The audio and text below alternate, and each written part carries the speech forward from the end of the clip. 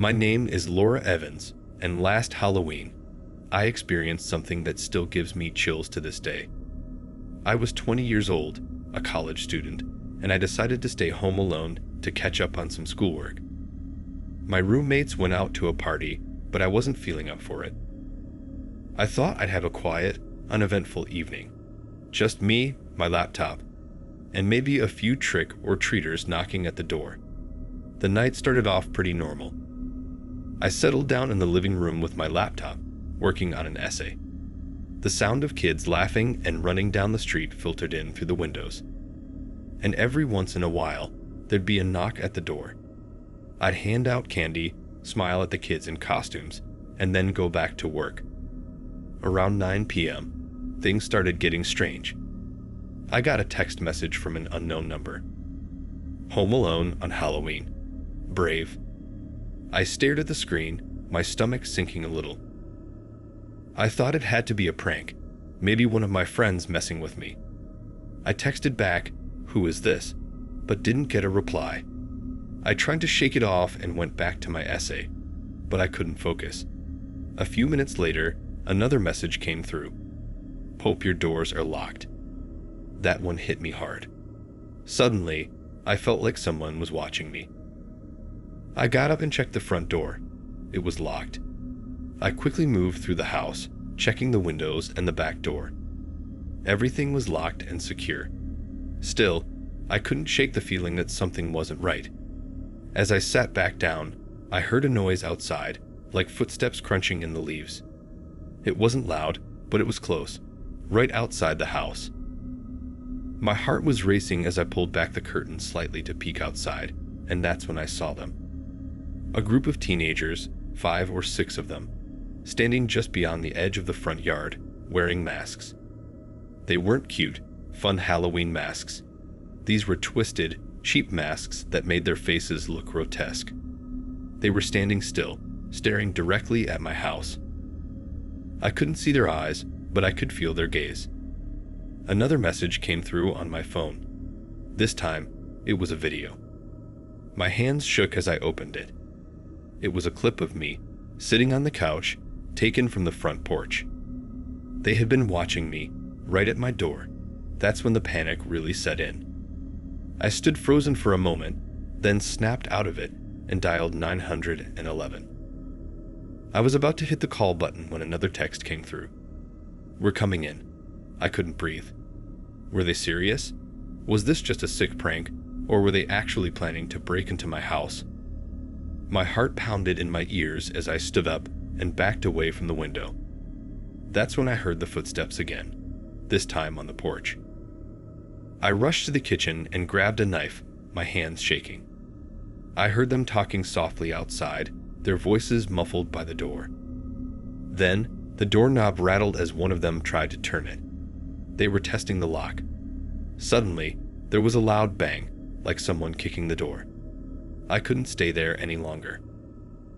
I ran upstairs, locking myself in the bathroom, and finally called 911.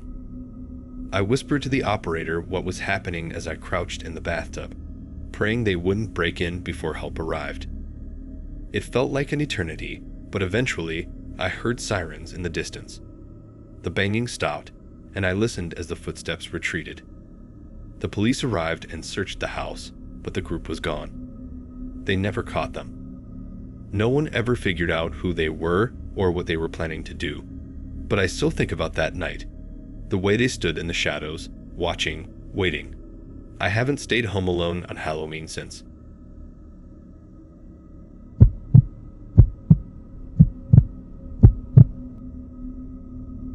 My name is Megan, and I was 15 when this happened. It was Halloween night, and I had decided to stay home while my parents went to a party. I loved Halloween, dressing up, decorating the house, and handing out candy. I didn't mind being alone for a while. It felt fun, like I had the night to myself. Things started off normal. Kids in costumes came to the door. I gave them candy, and everything was fine. But as the night went on, something weird happened. A group of trick-or-treaters showed up wearing costumes that looked strangely familiar. Witches, zombies, and superheroes, just like my friends who had gone to the party with my parents. I thought maybe they had stopped by to surprise me. I opened the door, smiling, expecting them to say something, but they just stood there, silent. Not a word, not even a trick or treat, just staring at me through their masks. I felt a shiver run down my spine. "Hey guys," I said, trying to break the tension, but they didn't respond. As I moved to close the door, one of them, dressed as a zombie, reached out and grabbed my wrist. Hard. His grip was tight, almost too strong for a kid. Panicking, I yanked my hand back, slamming the door and locking it. I stood there, frozen, my heart racing. Then the banging started. First on the windows, then the door. They were all chanting together, "Let us in, let us in," over and over again. I backed away from the door, my hands shaking. What was happening? Why were they doing this? I grabbed my phone and called my mom, desperate to hear her voice and ask her if my friends were really outside. She answered on the first ring, but instead of feeling relieved, my blood turned cold. Her voice wasn't coming from the phone. It was coming from inside the house, from upstairs. "Megan? Honey, everything okay?" She called out, but it wasn't right. The voice was my mom's, but at the same time, it wasn't. It was wrong, almost distorted, like someone was trying to imitate her. Terror gripped me. The realization hit like a punch in the gut. The people outside weren't my friends, and whoever was upstairs wasn't my parents. Someone had been in the house the whole time, pretending to be them. I didn't wait to find out who. I ran out the back door, sprinting down the street, not stopping until I reached a neighbor's house. I called the police, and they searched the house, but no one was found.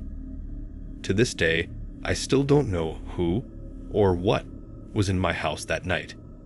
But I'll never forget the feeling of those eyes staring at me through the door, and that voice calling to me from the darkness.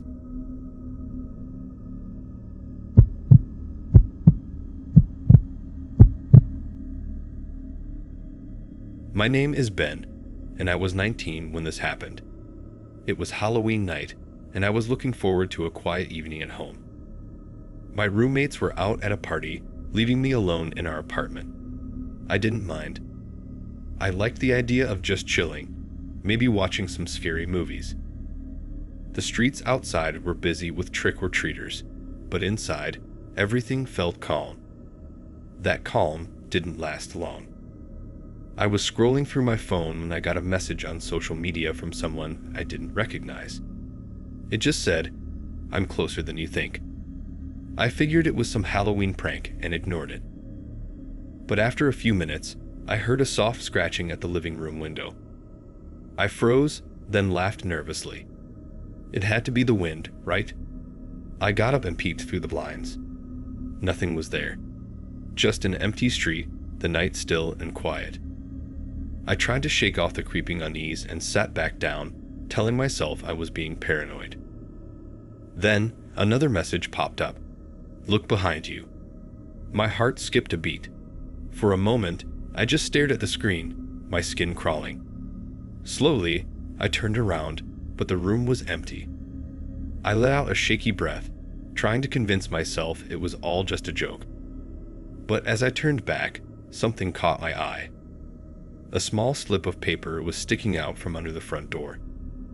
I stood up, my pulse racing, and grabbed it. Written in shaky handwriting were the words, "You should have locked the door." My blood ran cold.